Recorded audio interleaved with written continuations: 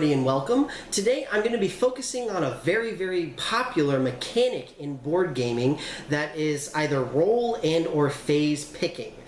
So what I want to clarify first off is that this is going to be a little bit removed from some other things where you have like a specific character that has different abilities that you maintain throughout the game. This is where you have an individual round of play or whatever it happens to be, whatever it's called, and during that time you actually pick what all of the players get to do or what you specifically get to do, whatever it happens to be, but changes every time. So not in terms of picking an individual character, because that would probably be a good different video. Let me think of what I put. Either way, regardless, this is going to be role and phase picking that changes from not only from game to game, but also just from round to round within the game, and can potentially drastically affect gameplay as well as your strategy throughout your play. So with all that, let's go ahead and get started with my number 5.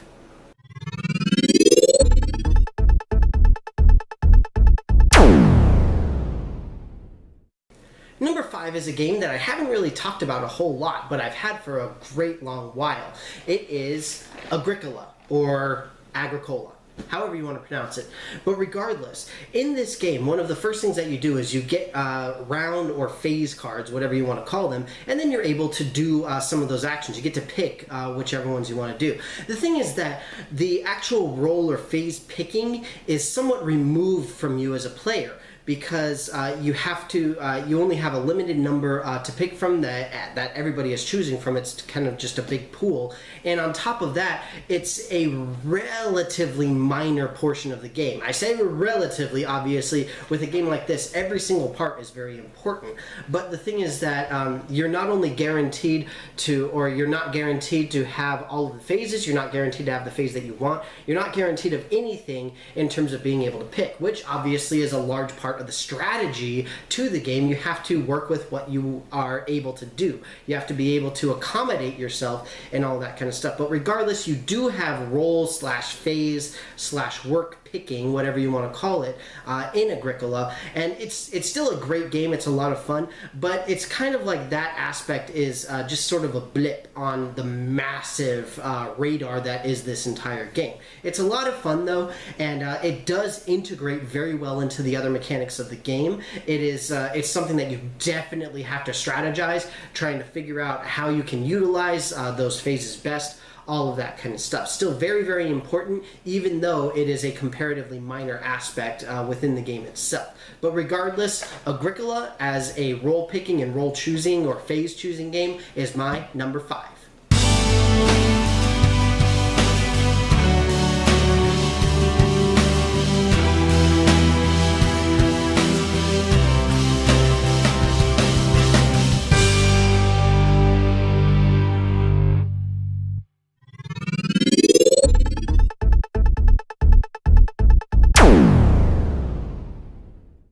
At number 4, I've got a game that suffers from some of the same issues as Agricola in terms of the game itself is so big. There's a lot of stuff surrounding the actual phase picking, which isn't necessarily bad. It just means that there's a lot of other stuff going on. So it becomes not necessarily a back burner. It's still a very important thing, but it becomes less important than some other things depending on how the game goes. Regardless, the game itself is Twilight Imperium. And as I already said, or as I have said several times, this game is just so incredibly epic, awesome, amazing, that it has pretty much anything that you could possibly want from a game. But in this case, for the purpose of role picking, there are I believe 8 total roles that you can pick from. I don't know if the expansions add anymore, but essentially every round, every person picks one of the roles to play, and you get to, it ranges from, you get to start a political sort of what's called campaign, to you just get a victory point, you know, stuff like that. And it does determine the order in which you go in the round. So the role picking is very important, but again, similar to Agricola, there is so much other stuff going on that it means that sometimes, not very often, but sometimes the role picking aspect can sort of take a back seat. Although, as I have said many times, this is a game that is a great example of taking a ton of different mechanics and integrating them in a very, very well done manner. It feels like you are playing a truly epic game, and it also feels like no one aspect is really lesser than any of the others, but again, they do overall all get diluted, which isn't really a bad thing. But role picking is still very, very important in Twilight Imperium. It's a very fun aspect, and it's a very important strategic decision throughout your time playing the game, even though you only do it a very, very small portion of the time you're actually playing this behemoth of a game. But regardless, that is why Twilight Imperium is my number 4 role and or phase picking game.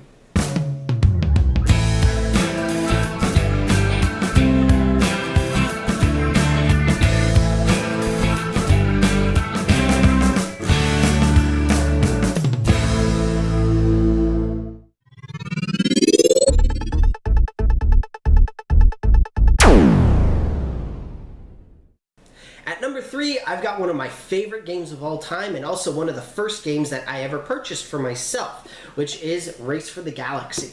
This is a wonderful game that not only plays with a large number of players if you get the expansions, but it also has a great deal of strategy related to picking the phases.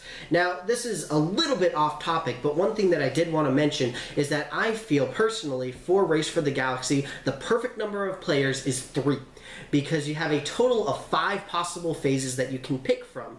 And if you have 2 players, then you have the option of doing the same phase twice. You actually pick 2 cards each time, so you have a total possible of 4. But with 3 players, you only have 3 phases going on every single round. So you have to really strategize a lot more and really try to read your opponents to try to figure out what they're going to do, so that you can either just sort of piggyback on them or maybe try to avoid giving them whatever you think that they want. It's a lot of fun, and it's a perfect balance at 3 players, in my opinion. It's a perfect balance between being able to strategically pick what you're going to do and take advantage of you picking that phase, and also trying to not necessarily be a direct detriment to your opponents, but essentially just give yourself more than you give your opponents. It's a wonderful game. It's a lot of fun. And that said, don't be afraid to play this with more players. It is still a lot of fun with more players than just 3, but I just personally think that 3 players is the sweet spot because you have that perfect mix. But regardless, it's a lot of fun. The phase picking is absolutely integral to this game. You have the phase picking is the first thing that you do, and it essentially builds the entire game, because it determines what actions all of the all of the people take, all the players take. And the problem is, like, unlike something like the other 2 I talked about, Twilight Imperium and Agricola, the mechanic is just so integrated, so ingrained, that it becomes one of the most important strategic decisions throughout the entirety of the game. It's a lot of fun. It's also really fast to play, which is another bonus, but just overall a great game, lots of fun. Race for the Galaxy, my number 3 phase picking game. In this case, phase picking. It's not role picking, but phase picking game.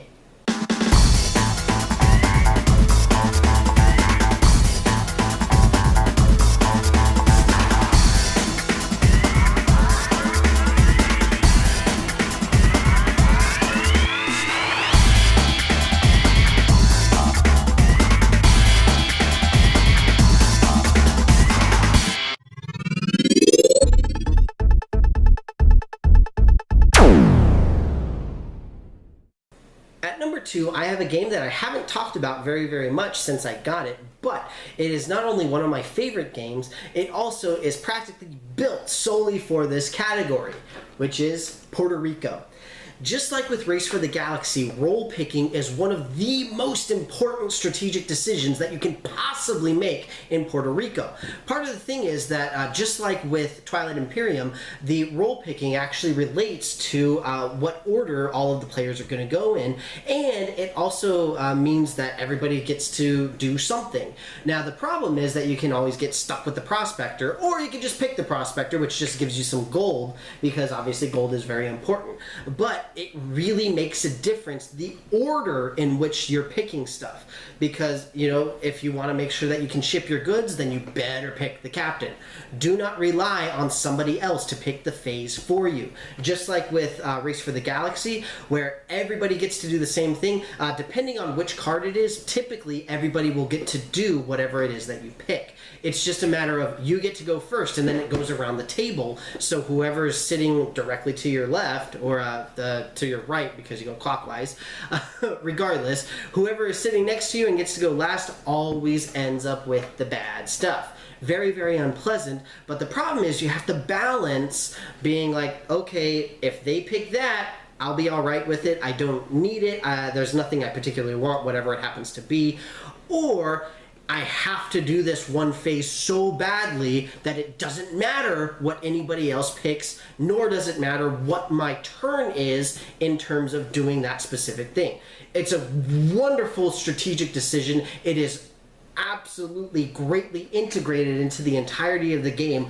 Lots of fun. A great game overall. Puerto Rico, my number 2 role-picking game.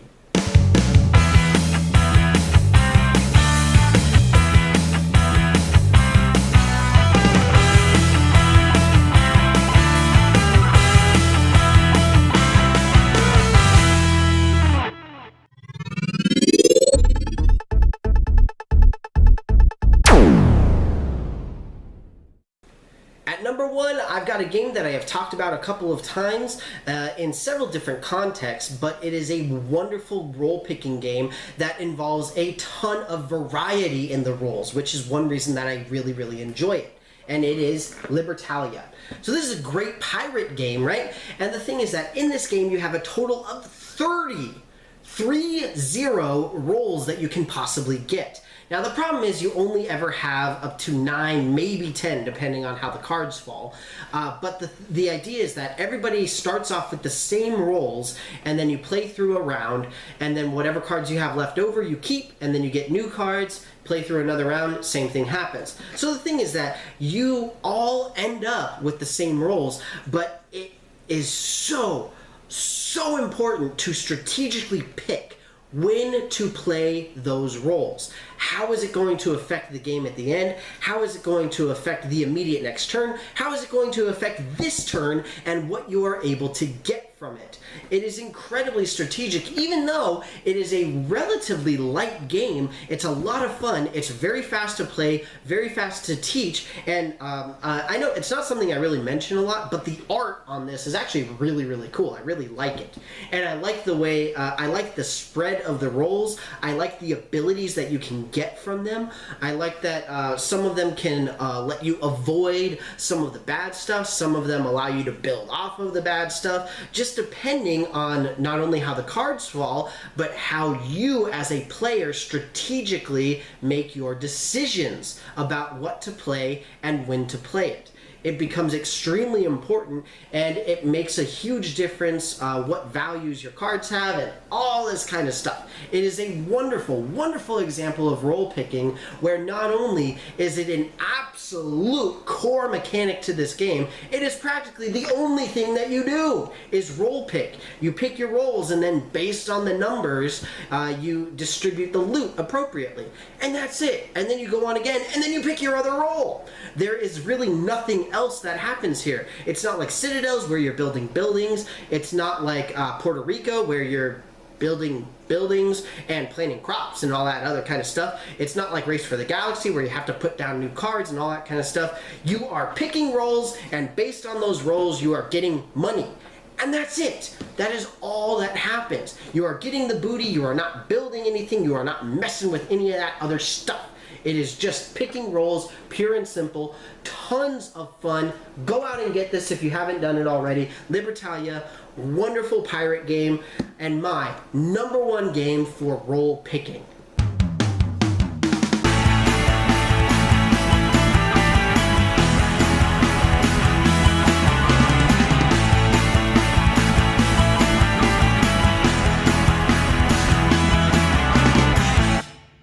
So that's that's it for my top 5 role picking and or phase picking games. I hope that you enjoyed it, and most importantly, if you have your own personal favorites, own personal dislikes, whatever it happens to be, please feel free to put them into the comments below. And most importantly, if you like or you dislike or whatever it happens to be for my own personal stuff, feel free to put that in the comments below as well. But regardless, once again, I hope that you enjoyed it, and I will see you next time. Thank you very much for watching my video on my top 5 role and phase picking games. Do you have a personal favorite of this genre? Do you not like the genre at all? Do you agree with me, completely disagree? Whatever it happens to be, please put all of your thoughts about this in the comments below. In addition, as always, I've got several of my videos linked up at the top of the page so that you can watch some more. And if you want to see some more of me in the future from now on, go ahead and please click that big giant subscribe button. But until then, thank you very much, and I will see you next time.